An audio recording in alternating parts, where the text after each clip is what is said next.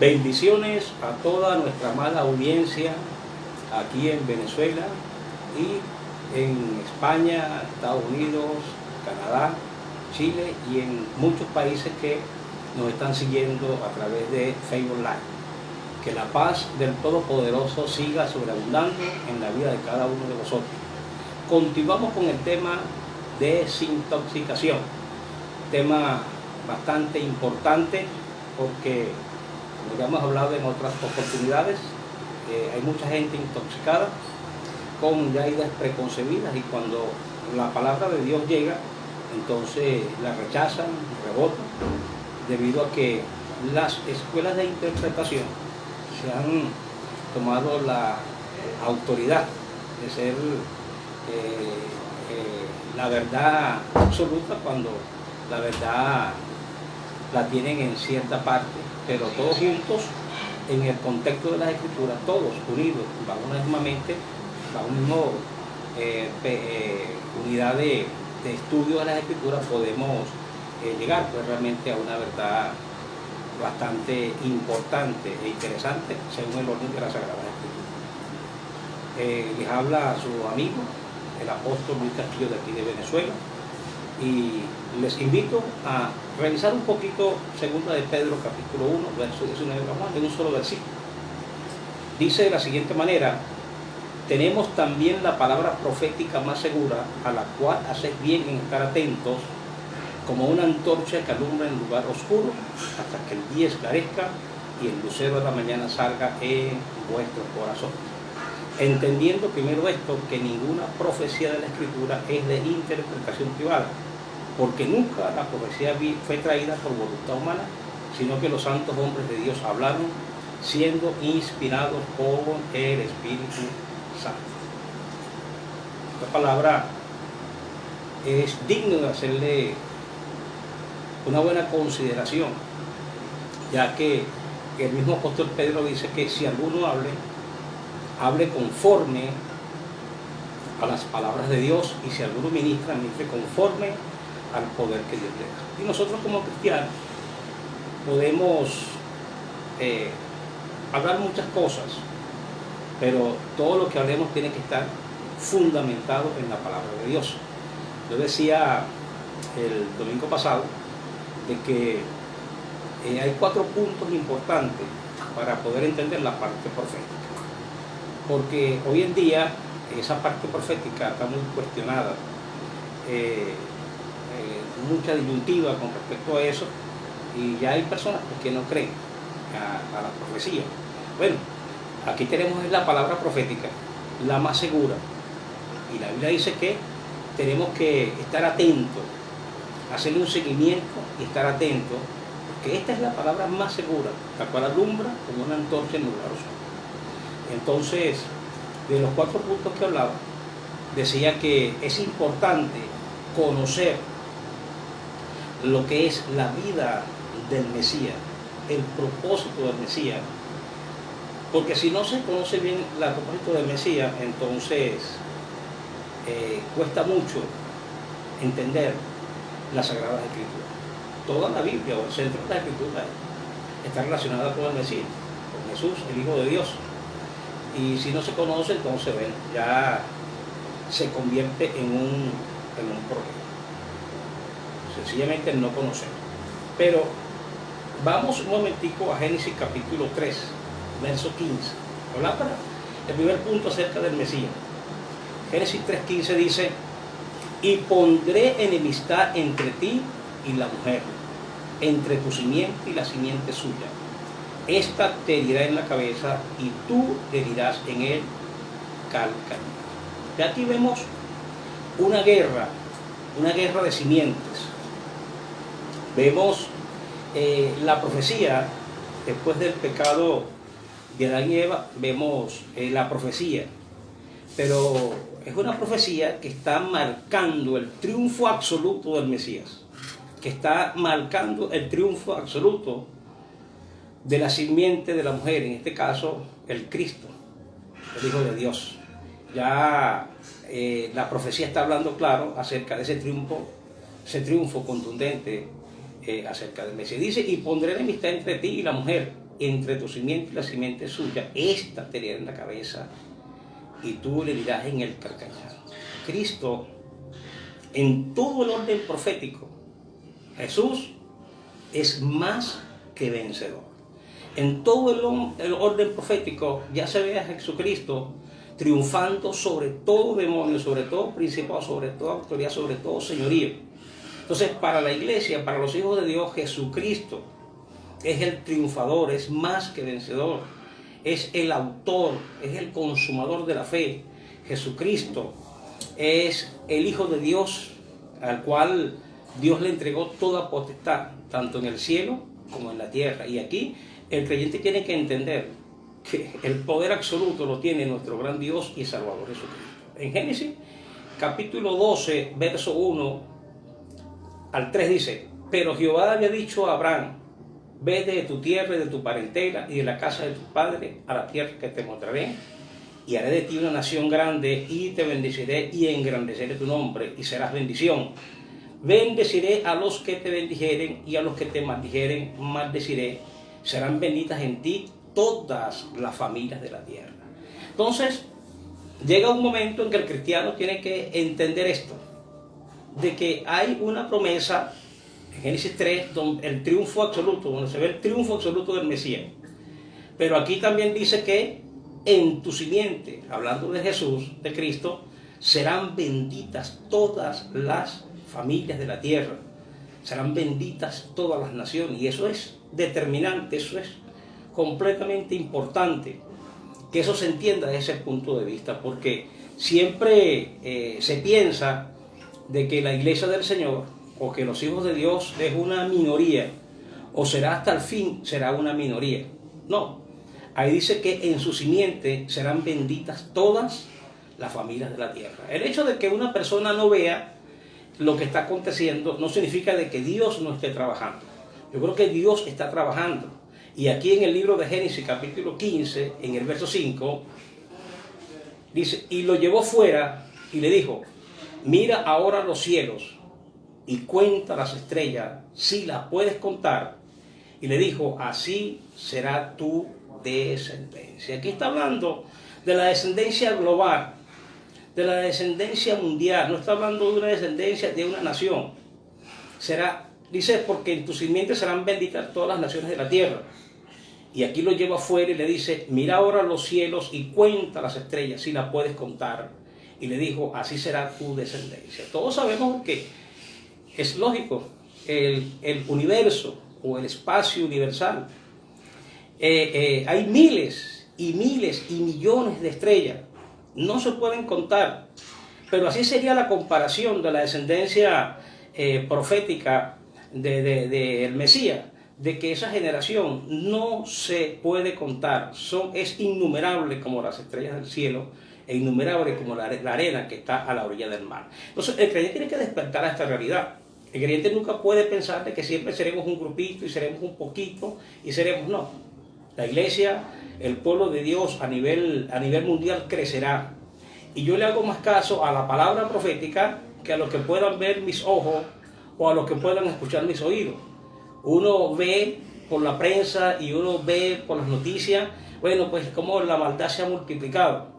Y uno ve por muchos medios cómo la maldad está como arropando todo. Pero déjame decirte, hermano, que me escucha, déjame decirte de que Dios está trabajando y que su palabra está por encima de cualquier acontecimiento.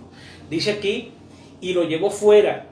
Métete esto en el espíritu, hermano. Y le dijo: mira ahora los cielos y cuenta las estrellas si las puedes contar.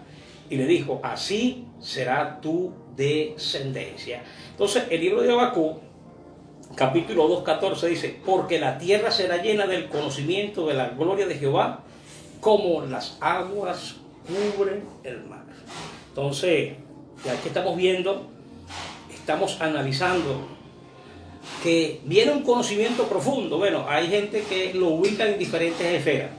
Uno lo ubica en el milenio, por aquí, por allá. Bueno, lo cierto es que si no estudiamos las escrituras no lo sabemos ubicar. Pero si estudiamos las escrituras, indudablemente le daremos una ubicación.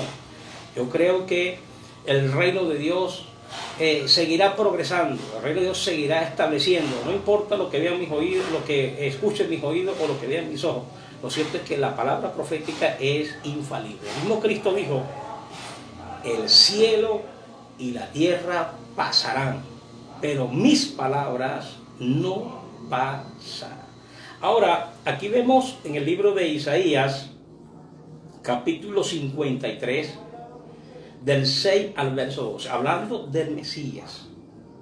Verso 6: todos nosotros nos descarriamos como ovejas, cada cual se apartó por su camino, mas Jehová cargó en él el pecado de todos nosotros.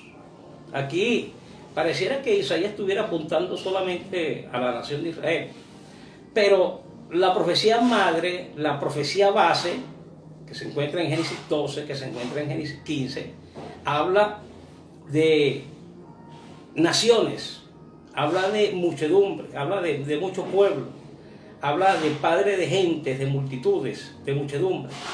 Ahora, en el versículo 7 dice, ya 53 dice: angustiado él y afligido, no abrió su boca, como cordero fue llevado al matadero, y como ovejas delante de sus trasquiladores, enmudeció y no abrió su boca. Aquí el Mesías nos da un poderoso ejemplo, porque sobre el Mesías pesa todo lo profético, todas las grandes victorias pesan sobre el Mesías, los grandes acontecimientos, todo pesa sobre el Mesías. Y aunque hay algunos teólogos que quieren llevar esto, que está hablando sencillamente de Israel, bueno, aquí están los contextos. Dice: angustiado él y afligido, no abrió su boca. Como cordero fue llevado al matadero, y como ovejas delante de sus trasquiladores, enmudeció y no abrió su boca. Isaías 53, 8 dice, verso 8: por cárcel y por juicio fue quitado, y su generación, ¿quién la contará? Porque fue cortado de la tierra de los vivientes, y por la rebelión de mi pueblo fue herido. Aquí, este texto es bastante impresionante y está cargado de revelación, porque este texto es la comparación de Génesis 15:5, cuando dice: mira las estrellas del cielo, si las puedes contar, así será tu descendencia. Y este texto dice: por cárcel y por juicio fue quitado, y su generación, ¿quién la contará? Ahí empieza nuestra mente a trabajar.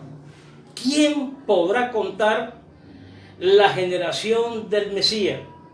¿Quién podrá contar el trabajo poderoso y contundente que el Mesías está haciendo a nivel mundial?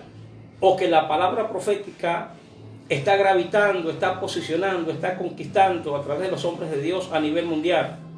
Porque fue cortado de la tierra de los vivientes, y por la rebelión de mi pueblo fue herido. Verso 9: y se dispuso con los impíos su sepultura, mas con los ricos fue en su muerte, aunque nunca hizo maldad ni hubo engaño en su boca. Verso 10: con todo eso Jehová quiso quebrantarlo, sujetándole a padecimientos, cuando haya puesto su vida en expiación por el pecado. Aquí viene una palabra clave: verá linaje, vivirá por largos días, y la voluntad de Jehová será en su mano prosperada. Estamos hablando del Mesías, estamos hablando del Hijo de Dios, estamos hablando de aquel que caminó por las calles de Israel, las calles de todas esas ciudades. Caminó Jesús. Estamos hablando del Hijo de Dios. Dice: cuando haya puesto su vida en expiación por el pecado. Amigo que me escuchas, hermano, métete esta palabra en el espíritu. Permite que esta palabra se posesione de tu vida. Dice: verá linaje.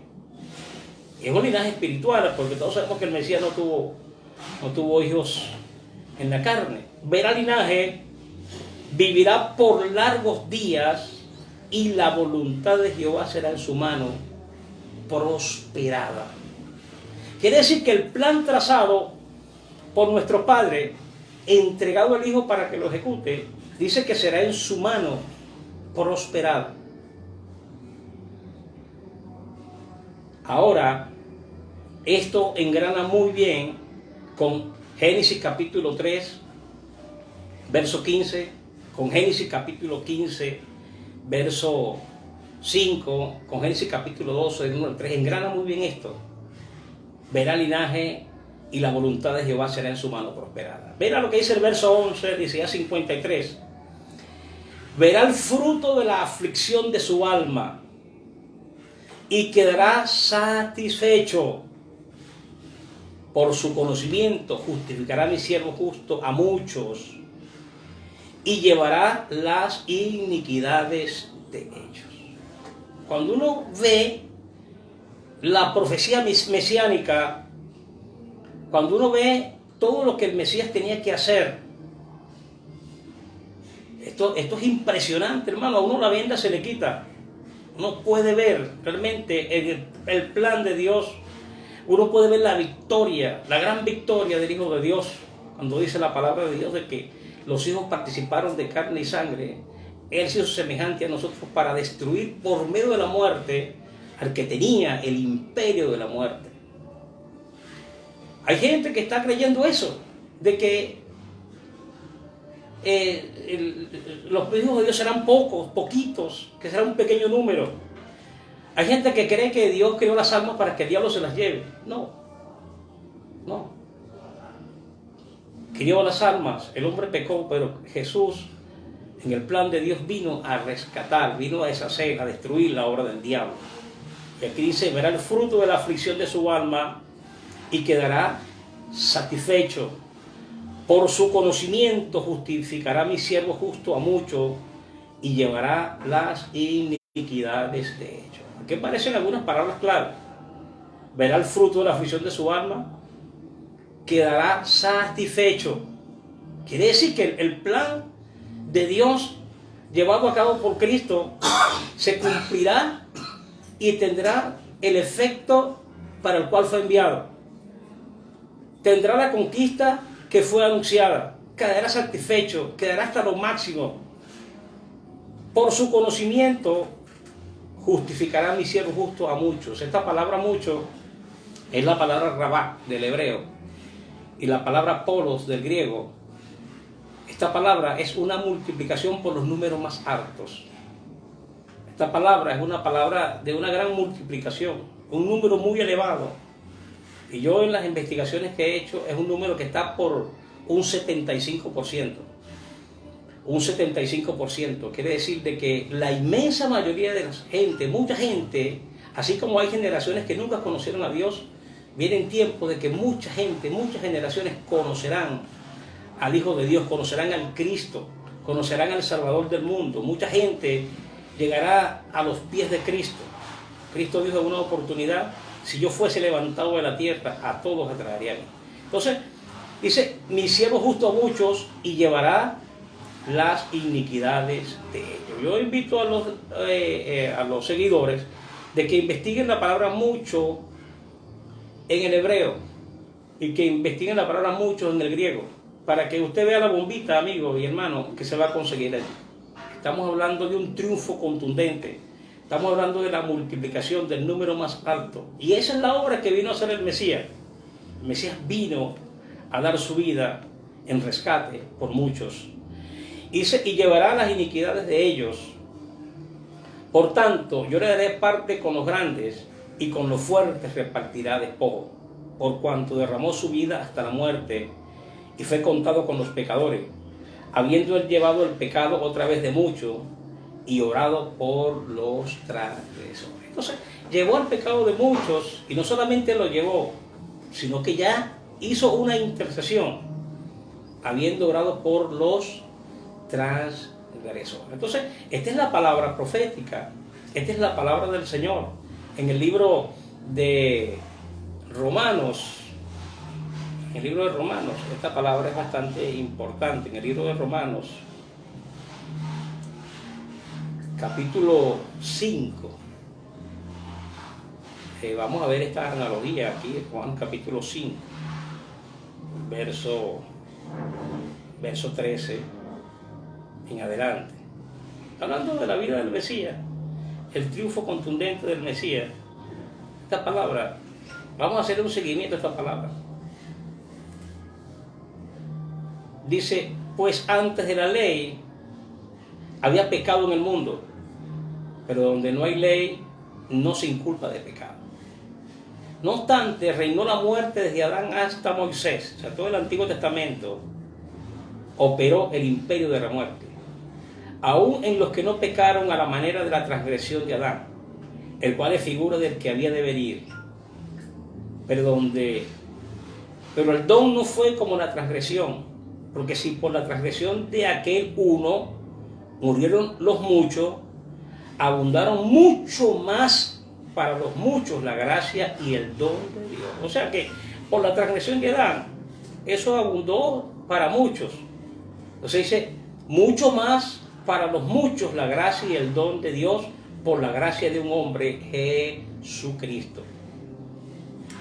Y con el don no sucede como en el caso de aquel uno que pecó, porque ciertamente el juicio vino a causa de un solo pecado para condenación, pero el don vino a causa de muchas transgresiones para justificación.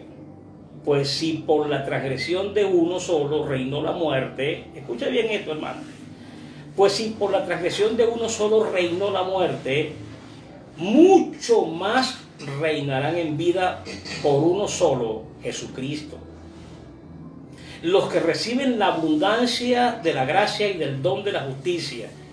Mucho más. O sea, que si por la transgresión de uno solo reinó la muerte, mucho más reinarán en vida por uno solo, Jesucristo, los que reciben la abundancia de la gracia y del don de la justicia.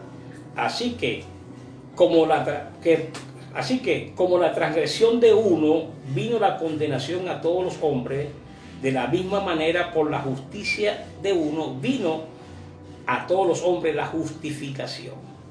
Porque así como por la desobediencia de un hombre los muchos fueron constituidos pecadores, así también por la obediencia de uno los muchos serán constituidos justos. Pero la ley se introdujo para que el pecado abundase, mas cuando el pecado abundó, abundó la gracia de Dios, para que así como el pecado reinó para muerte, así también la gracia reine por la justicia para vida eterna, mediante Jesucristo nuestro Señor. Entonces, aquí estamos viendo la guerra de los muchos, estamos viendo la batalla de los muchos, pero siempre ganará el hombre de la promesa, el Cristo de la promesa, el Cristo de Génesis 3.15, el Cristo de Génesis 12, 1 al 3, siempre ganará el Hijo de Dios, el Génesis 1.15, 5, siempre Dios triunfará a través de nuestro gran Dios y Salvador Jesucristo. Entonces, esto es parte de una serie de estudios que hay que hablar acerca del Mesías, pero como tenemos que hablar de otros puntos más, entonces voy a dejar la parte del Mesías, que cuando uno estudia la Biblia se consigue una gran riqueza, como dice el libro de los Hebreos, capítulo 1, para pasar a otro punto, Hebreos capítulo 1, verso 1. Dios, habiendo hablado muchas veces y de muchas maneras en otro tiempo a los padres por los profetas, en estos postreros días nos ha hablado por el Hijo, a quien constituyó heredero de todo y por quien asimismo hizo el universo. Entonces, todas las promesas descansan en Cristo. Todas las promesas son depositadas en Cristo.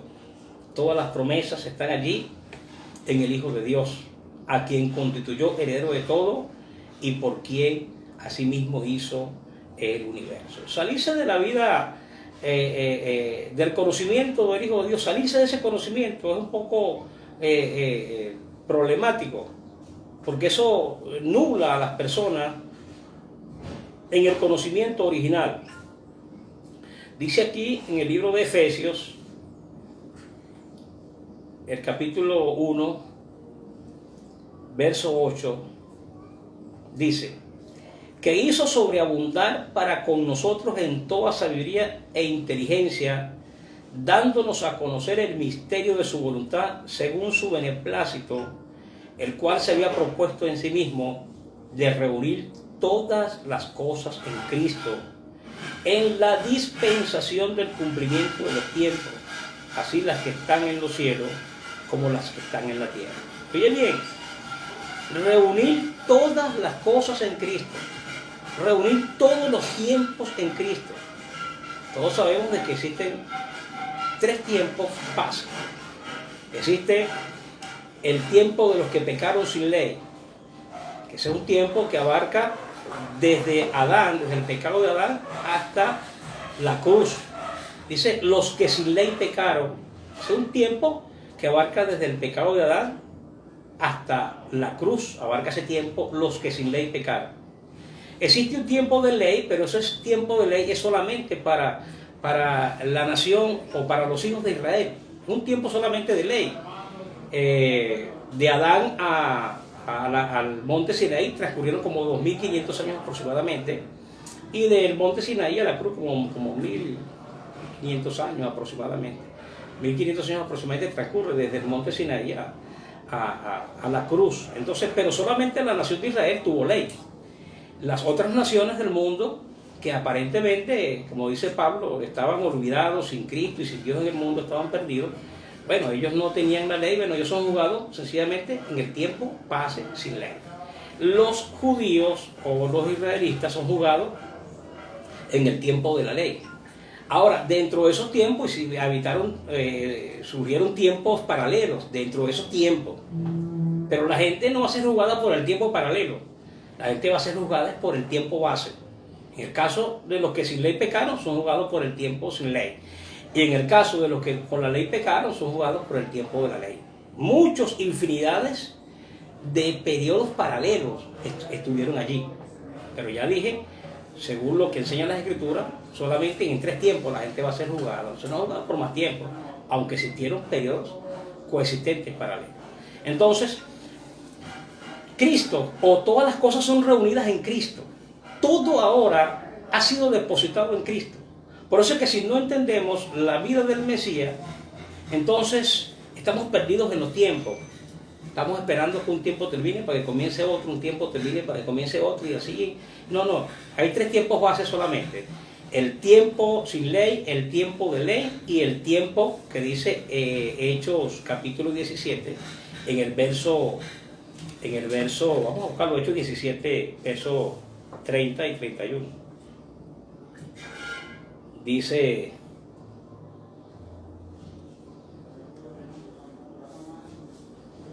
pero Dios, habiendo pasado por alto los tiempos de esta ignorancia, ahora manda a todos los hombres en todo lugar que se arrepientan, por cuanto ha establecido un día en el cual juzgará al mundo con justicia, por aquel varón a quien designó, dando fe a todos de haberle levantado de los muertos. Entonces, aquí el tiempo sin ley, el tiempo de ley y el tiempo, lo que se llama la gracia o la manifestación del amor de Dios por aquel varón a quien designó, dando fe de haberle levantado de los muertos. Entonces, son los tiempos sencillamente de juicio. Si estudiáramos profundamente cada uno de estos tiempos, nos vamos a conseguir muchas sorpresas. Estudiamos el tiempo sin ley, si estudiamos el tiempo con ley y si estudiamos el tiempo de la gracia, que son los 3 tiempos bases de juicio. O sea, no es que termina uno para que comience otro, uno termina otro. O sea, claro, es que estudiarse, porque si lo vemos de la medida o de la base preconcebida que tiene la gente ya, entonces la gente empieza a buscar tiempos, no, pero son tiempos paralelos. Todos esos son sencillamente tiempos paralelos a los tiempos madres. Entonces, dice la palabra, continuamos en Efesios capítulo 1, en el verso 10, 1:10.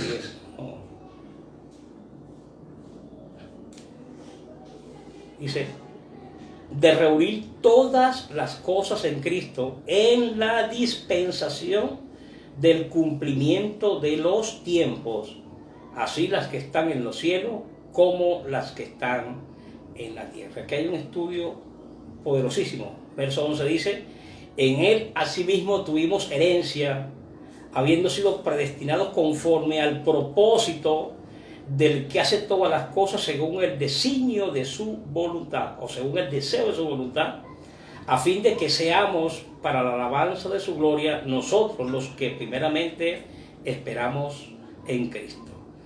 En Él también vosotros, habiendo oído la palabra de verdad, el evangelio de vuestra salvación, y habiendo creído en Él, fuiste sellados con el Espíritu Santo de la promesa, que es las arras de nuestra herencia hasta la redención de la posesión adquirida para alabanza de su gloria. Entonces, este punto del Mesías, aunque es bastante largo y tiene muchos versículos, y aquí tengo cantidades de puntos para hablar sobre esto, voy a dejarlo aquí para entrar entonces en la parte de Israel, que sería el segundo punto.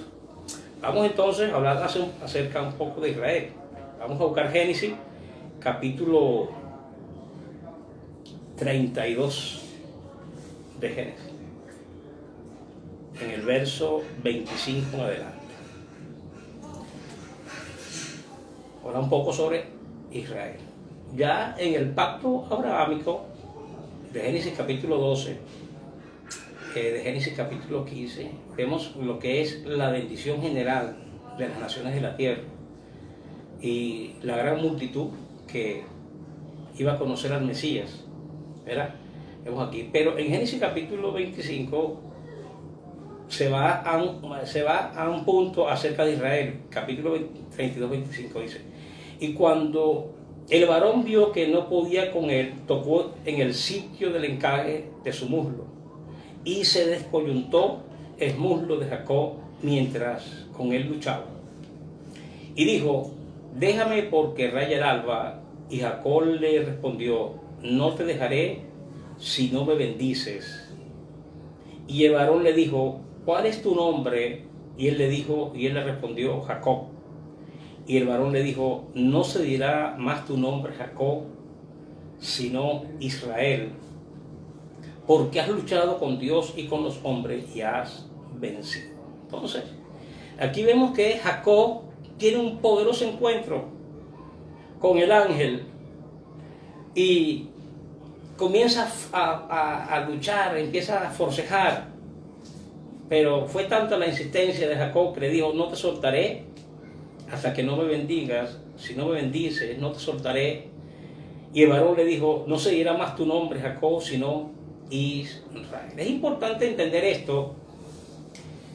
Esa palabra Israel, el que lucha con Dios y con los hombres y sale victorioso, esta palabra Israel no es un nombre en sí como tal, es un título victorioso, es un título de victoria, es un título para aquellas personas que conquistan las bendiciones, porque ciertamente Dios nos ha ofrecido muchas cosas, pero nosotros tenemos que poner también un grado de nuestra parte, también tenemos que hacer algo, también tenemos que esforzarnos, y eso se lo dijo Jehová a Josué: mira que te mando que te fuese. O sea, el creyente, el hombre de Dios, los hombres de pacto, tienen que ser personas siempre esforzadas o esforzados en conquistar lo que Dios le ha dado. Entonces, esta palabra Israel no es un nombre como tal, no es un nombre personal, es un título de aquellas personas que conquistan, aquellas personas que vencen, aquellas personas que luchan, aquellas personas que triunfan. Este es un título.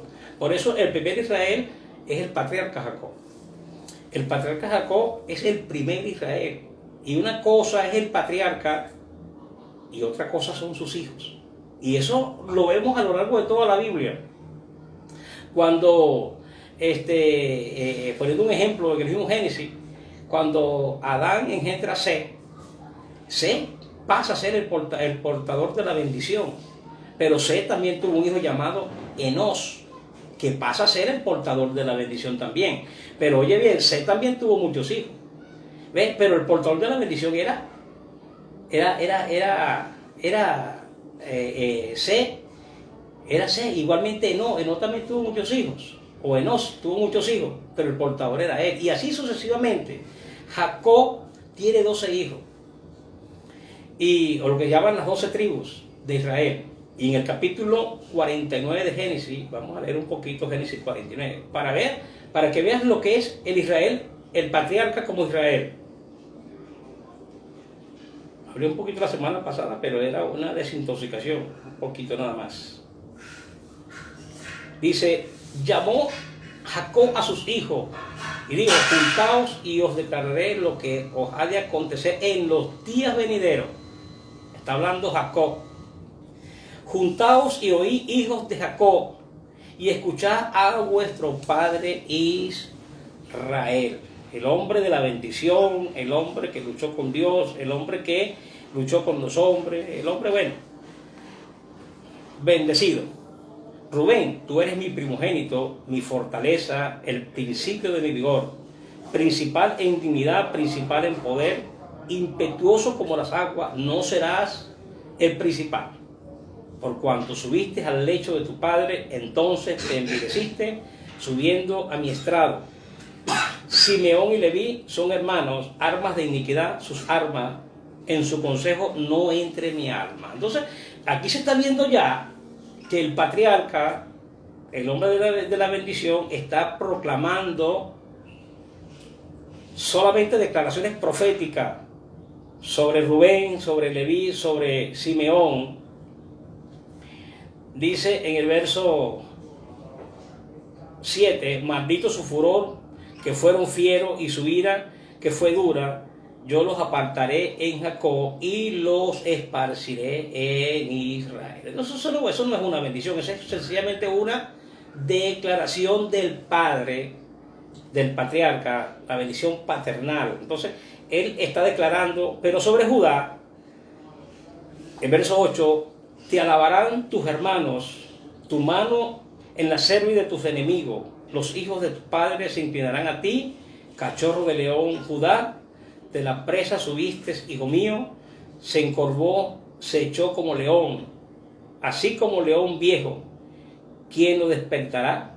No será quitado el cetro de Judá, ni el legislador de entre los pies hasta que venga, ni el legislador entre sus pies hasta que venga Silo, y a él se congregarán los pueblos. Entonces, Judá está recibiendo una poderosa bendición de su padre. Es importante que el Padre te bendiga, una poderosa bendición, una declaración profética, pero es una bendición en declaración profética, y esa bendición, aquí lo dice claramente, no será quitado el cetro de Judá, ni el legislador de entre sus pies hasta que venga Silo. Esta palabra Silo, en todas las traducciones, o en la inmensa traducciones, se está refiriendo al Mesías. O sea que el cetro de Judá no será quitado hasta que venga ¿quién? Silo, hasta que venga el Mesías, y a él se congregarán los pueblos. Todas esas bendiciones que recibió Judá venían a reposar ¿en quién? Estacionarse ¿en quién? En Cristo, en el Mesías, en el Salvador. Entonces, por eso es que en Jesús todas esas bendiciones de los hijos de Israel, o todo eso, descansa aquí en Silo o en el Mesías. Entonces, porque las otras bendiciones, que si uno sigue leyendo, bueno, se va a encontrar unas sorpresitas allí, pero las otras bendiciones, o el Israel, por ejemplo, patriarca, los hijos de Israel, en el capítulo 19 de Éxodo, capítulo 19 de Éxodo. Te estoy hablando de grandes rasgos, hermano, porque este estudio es bastante profundo, tiene todo bien trazado, tengo todos los argumentos para defender la enseñanza. Entonces, bueno, tengo que dar grandes rasgos porque quiero hablar, en su mayoría quiero hablar de los eventos proféticos. Dice Éxodo 19, verso 1: en el mes tercero de la salida de los hijos de Israel de la tierra de Egipto, en el mismo día llegaron al desierto de Sinaí. Habían salido de Refidín y llegaron al desierto de Sinaí y acamparon en el desierto, y acampó allí Israel. Está hablando de los hijos de Israel. Se habla de Israel, pero hay que hablar sobre los hijos de Israel, porque este Israel es un título. Y acampó allí Israel delante del monte, y Moisés subió a Dios, y Jehová lo llamó desde el monte diciendo: así dirás a la casa de Jacob y anunciarás a los hijos de Israel: vosotros visteis lo que hice a los egipcios, y cómo os tomé sobre alas de águilas, y os he traído a mí. Ahora pues, aquí están las condiciones. Ahora pues, si dieres oído a mi voz y guardares mi pacto, vosotros seréis mi especial tesoro sobre todos los pueblos, porque mía es toda la tierra, y vosotros me seréis un reino de sacerdotes y gente santa. Estas son las palabras que dirás a los hijos de Israel. Entonces, los hijos de Israel fueron condicionados. En el capítulo 19, verso 5 del libro de Éxodo. Aquí vemos la bendición es condicionada. Si dieres oído a mi voz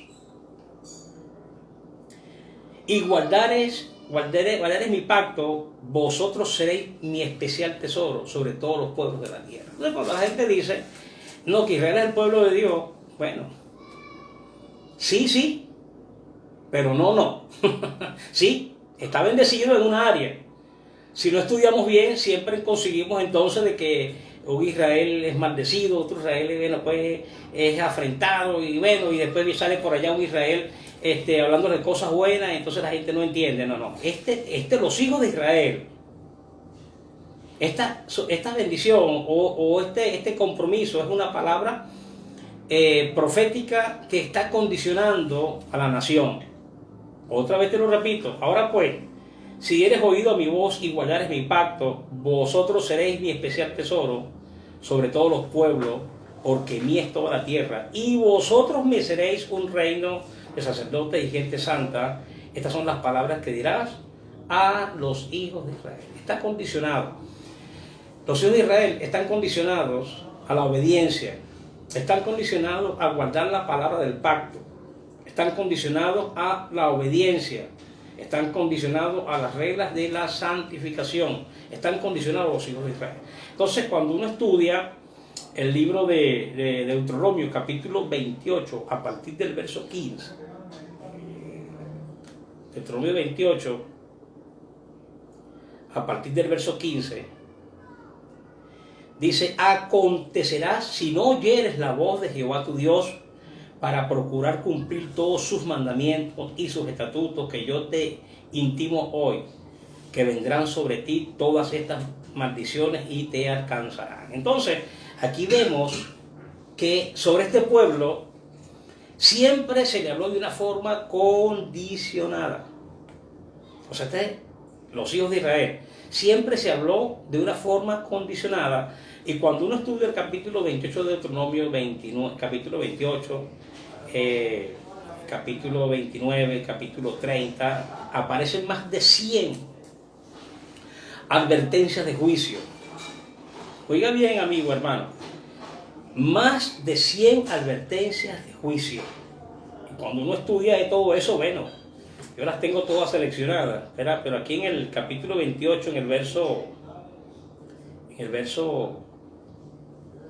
23, y era lo que dice: y los cielos que están sobre tu cabeza serán de bronce, y la tierra que está debajo de ti de hierro. Dará Jehová por lluvia a tu tierra polvo y ceniza. Escucha bien eso, porque eran advertencias. De los cielos descenderá sobre ti hasta que perezcas. Jehová te entregará derrotado delante de tus enemigos, por un camino saldrás contra ellos, y por 7 caminos irás delante de ellos, y serás vejado por todos los reinos de la tierra. Y tus cadáveres servirán de comida a toda ave del cielo y fieras de la tierra, y no habrá quien las espante. Jehová te herirá con las úlceras de Egipto, con tumores, con sarna y con comezón, que no puede ser curado. Jehová te herirá con locura, ceguera y turbación de espíritu. Entonces, y palparás al mediodía como palpa el ciego en la oscuridad, y no serás prosperado. Entonces, esta es una palabra muy clave.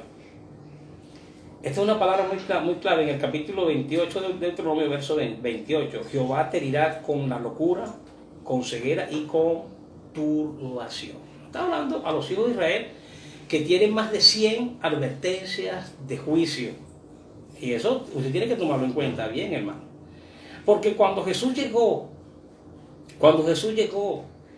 y comenzó a anunciar el evangelio del reino, esa gente no lo pudieron conocer, no lo pudieron identificar. ¿Por qué? Porque estaban, cuando Jesús llegó, ellos estaban en esta condición. Estaban en locura, ceguera y turbación de espíritu. El mismo Jesús dijo, porque el corazón de este pueblo se ha engrosado.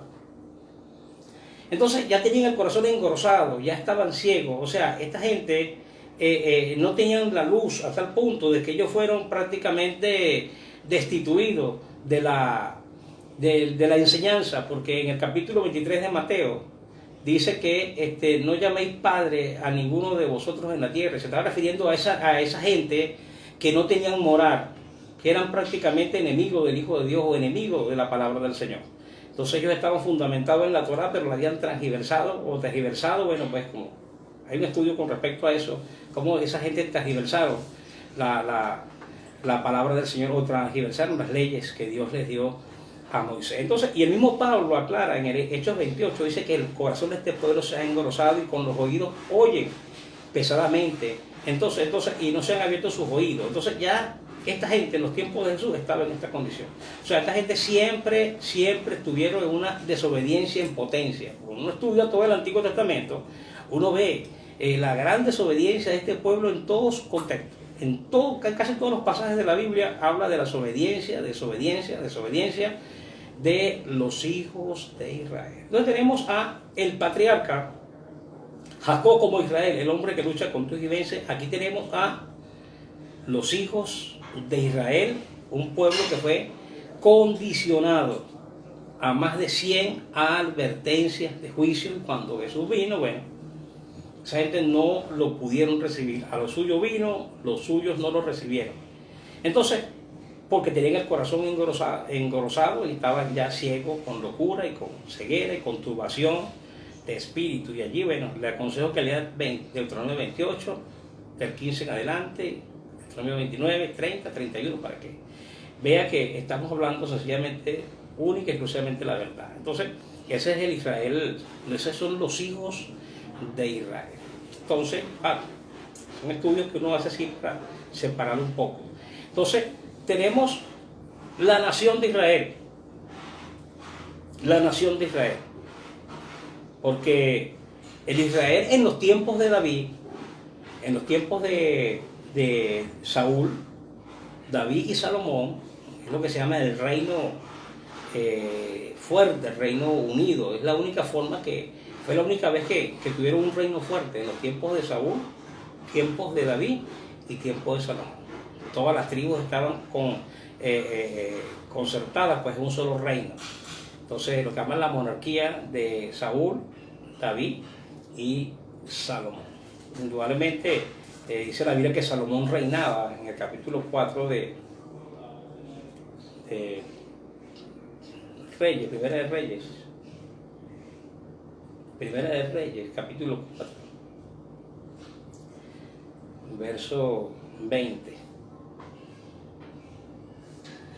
Judá e Israel eran muchos, como la arena que está junto al mar, en multitud, comiendo, bebiendo y alegrándose.